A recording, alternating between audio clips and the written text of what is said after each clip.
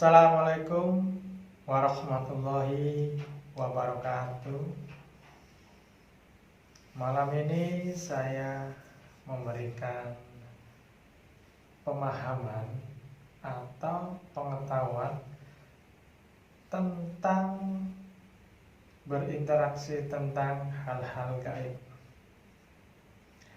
Bagaimana cara berinteraksi dengan makhluk gaib yang benar.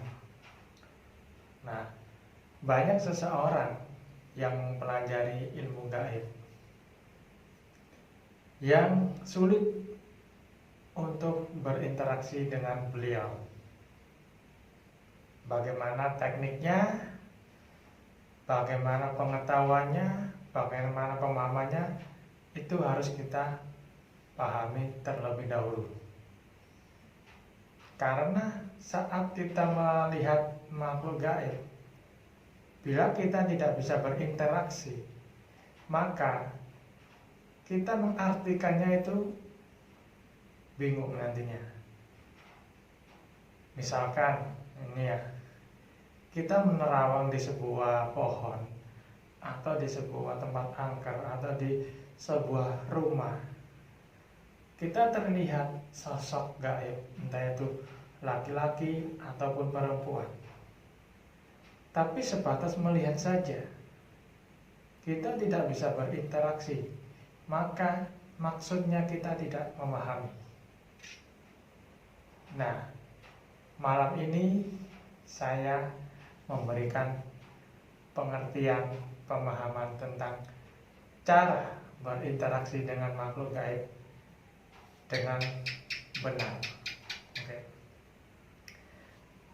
Menurut versi Padepokan Sekar Pawitra, cara berinteraksi dengan makhluk astral itu ada tekniknya yang perlu kita ketahui, yang perlu kita pahami teknik itu. Kita kalau tidak mengetahui tekniknya, maka apa yang kita lihat itu yang mengartikan pikiran kita itu nanti bisa mengarah ke visualisasi atau imajinasi atau halusinasi. Ya, oke. Sekarang saya berikan tekniknya cara berinteraksi dengan gaib ya. Oke. Misalkan kita ataupun Anda semua udah memahami tentang materi membuka mata batin, udah bisa melihat hal-hal gaib, udah bisa melihat fenomena-fenomena gaib, udah bisa melihat atau mengetahui itu yang dinamakan gaib, itu yang dinamakan jin, dan itu yang dinamakan visualisasi, itu yang dinamakan khayalan, itu yang dinamakan halusinasi. Kalau udah memahami hal itu, maka tingkat selanjutnya adalah berinteraksi dengan hal-hal gaib itu apa yang kita lihat. Tekniknya, oke. Jadi berinteraksi itu adalah level kedua. Maka saat kita mempelajari atau berinteraksi dengan fenomena gaib, dasarnya kita harus bisa mengetahui hal gaib terlebih dahulu. Ya. Oke. Untuk cara terawangan di Padepokan Sekar Pawitra dengan cara bermeditasi. Setelah bisa terlihat, baru tingkat kedua adalah berinteraksi dengan hal-hal gaib itu. Nah, di sini saya menjelaskan yaitu teknik cara berinteraksi ya. Jadi misalkan ini ya, misalkan ya, saya melihat sosok gaib di sebelah sini, misalkan ini ya, misalkan ada sosok gaib. Lalu bagaimana berinteraksinya dengan hal gaib yang ada di sini? Bagaimana? Oke. Misalkan terlihat sosok perempuan yang cantik ya. Tekniknya yaitu kita membaca salam terlebih dahulu. Urut-urutannya atau aplikasinya yaitu kita membaca salam terlebih dahulu. Nah, salam ini sesuai dengan pelajarannya masing-masing. Kalau di Padepokan Sekar Pawitra, salamnya menggunakan Assalamualaikum ya gaib. Kalau di tempat lain mungkin berbeda, nggak tahu bagaimana tekniknya. Yang penting Yang pertama aplikasinya yaitu membaca salam. Setelah membaca salam, amati sosok itu. Dia berubah wujud, atau tetap diam, atau tersenyum. Ya. Kemudian setelah itu, teknik yang kedua, kita perkenalkan diri. Ya. Setelah baca salam, assalamualaikum ya gaib, perkenalkan nama saya. Sebutkan nama Bapak semua ini. Misalkan namanya Budi, perkenalkan nama saya Budi. Dari desa, alamat Bapak di mana? Misalkan di Surabaya. Dari Surabaya. Ya. Oke. Kemudian amati lagi. Amati lagi sosok itu, dia pergi, hilang, atau tetap. Kalau masih tetap, ya, kemudian baru tanyakan namanya. Assalamualaikum ya gaib. Sesungguhnya siapa nama panjenengan? Nah, setelah kita menanyakan sebuah nama kepada hal gaib itu, lalu kita diam. Kita diam saja. Kita diam. Nah, untuk mengetahui jawaban. Nah, jawaban gaib itu memberikan jawabannya melalui sukma kita, bukan melalui jasad kita. Kenapa? Nah, karena jin itu tidak memiliki jasad, sehingga dia berbicaranya atau memberikan jawabannya yaitu melalui gaibnya manusia. Apa gaibnya manusia? Gaibnya manusia adalah sukma. Jadi gaib itu memberikan jawaban bukan melalui gerakan mulut seperti manusia berbicara. Kalau manusia berbicara menggunakan mulut, alat yang digunakan adalah mulut. Manusia melihat, alat yang digunakan adalah mata. Manusia berjalan, alat yang digunakan adalah kaki. Manusia memegang sesuatu, alat yang digunakan adalah tangan. Sedangkan jin tidak memiliki alat, atau tidak memiliki bentuk yang pasti, atau tidak memiliki jasad. Lalu bagaimana cara berinteraksinya jin dengan manusia?